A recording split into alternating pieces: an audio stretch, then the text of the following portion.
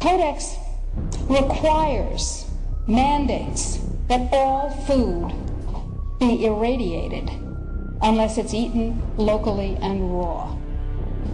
All food, including organic food, of course. So is it organic afterwards? Go to Codex Alimentarius, do a Google search, and look, there are drop-down menus at the top of the official Codex page. Look at the toxins and the veterinary chemicals and the levels that are set. They are terrifying. In 2001, 176 countries, including the United States, got together and they said there are 12 really bad organic chemicals. They're called POPs, persistent organic pollutants. There are a lot of them, but there are 12 that are so bad that nobody could disagree that those 12 POPs had to be banned worldwide. Codex has brought back seven of the 9 forbidden POPs that 176 countries banned worldwide. Dieldrin, aldrin, hexachlorobenzene. And the food that is imported from other countries that contains these substances cannot be stopped at our borders, because otherwise it would be, God forbid, a trade violation.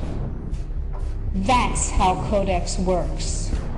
In the WHO-FAO projections, the epidemiological projections, they estimate, not I, they estimate, they're the experts, that just the vitamin and mineral guideline alone, when it goes into global implementation, will result in a minimum of 3 billion, that's B, bad, big, billion deaths. 1 billion through simple starvation. Those folks who die are not particularly economically successful from the point of view of the corporations, but the next 2 billion, they will die from the preventable diseases of undernutrition. Who will live? Probably those people who are wealthy enough and powerful enough to have their own pushers of clean food and nutrients.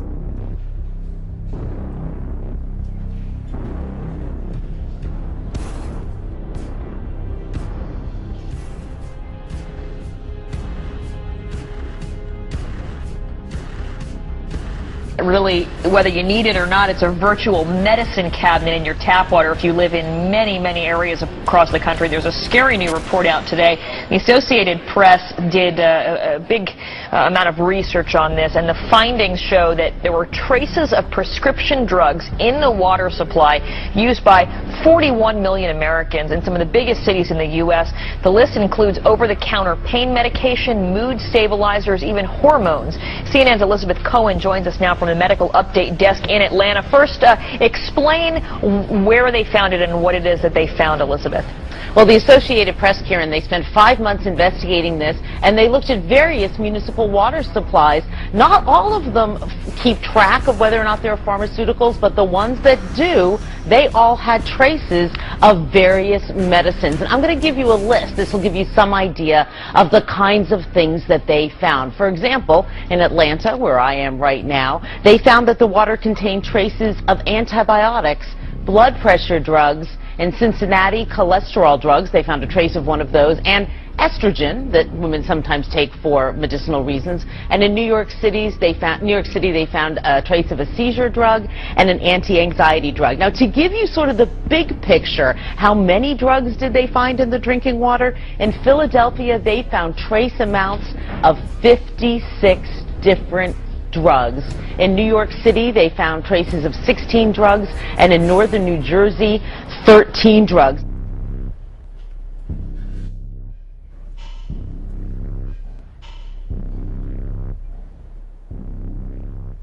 Ladies and gentlemen, the origins of the environmental movement as we see it began back in 1968 when the Club of Rome was formed.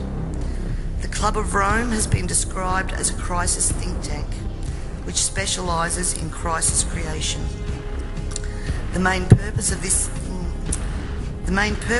think tank was to formulate a crisis that would unite the world and condition us to the idea of global solutions to local problems.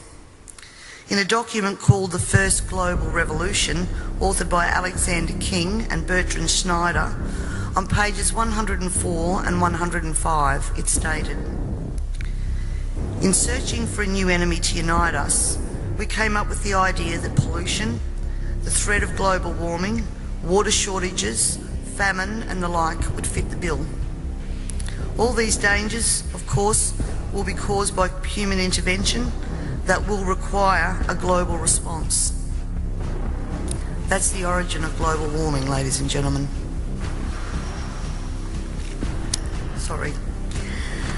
In 1992, former President of the United States, George Bush Sr. said, "Effective execution of Agenda 21 will require a profound reorientation of human society, unlike anything the world has ever experienced.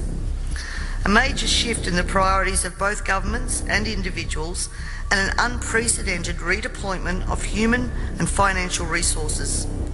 This shift will demand that a concern for the environmental consequences of every human action will be integrated into individual and collective decision-making at every level."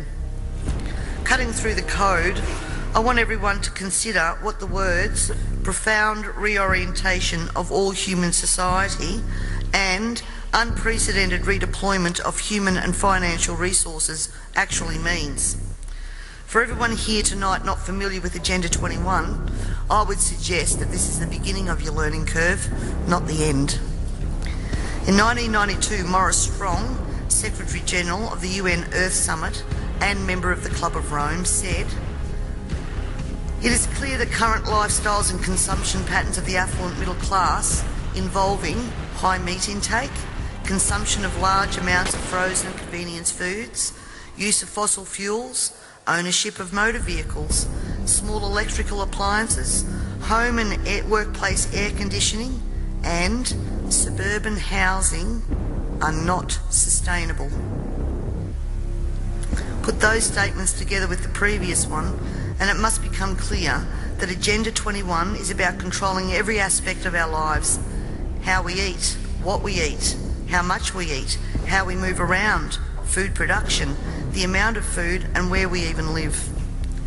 Dixie Ray, former Washington State Governor and Assistant Secretary for Oceans and International Environmental and Scientific Affairs, stated, "Agenda 21 seeks to establish a mechanism for transferring the wealth from citizens to the third world.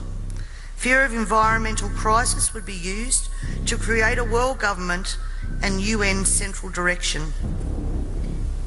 From a report in the 1976 UN's Habitat 1 conference, land cannot be treated as an ordinary asset, controlled by individuals and subject to the pressures and inefficiencies of the market. Private land ownership is also a principal instrument of accumulation and concentration of wealth, therefore contributes to social injustice. In other words, ladies and gentlemen, if you work hard and you exercise good financial management and invest in property, you are contributing to social injustice. In a report from the President's Council on Sustainable Development, we need a new collaborative decision process that leads to better decisions, more rapid change, and more sensible use of human, natural and financial resources in achieving our goals. And at the same time, Harvey Reuven, Vice Chair of the Wildlands Project, says individual rights will have to take a back seat to the collective. J. Gary Lawrence, Advisor to President Clinton's Council on Sustainable Development, participating in a UN-advocated planning process would very likely bring out many of the conspiracy-fixated groups and individuals in our society, and here we are.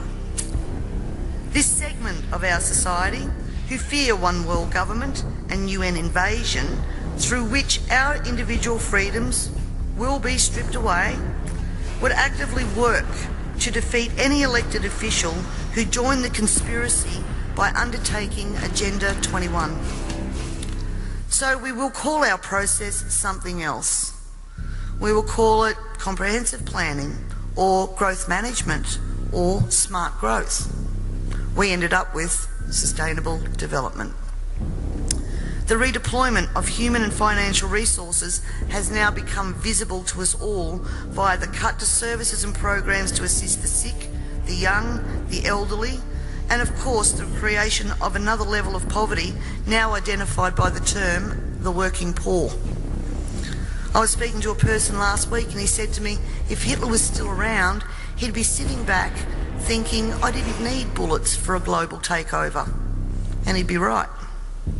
We see daily cash grabbing via new taxes called levies, supposedly because we are cash strapped in this state, and at the same time see big project spending that does not fit with the message that we are in financial crisis. But we the people have to tighten our belt, while the government seems absolutely unaware and unconcerned of the amount of debt that it is accumulating.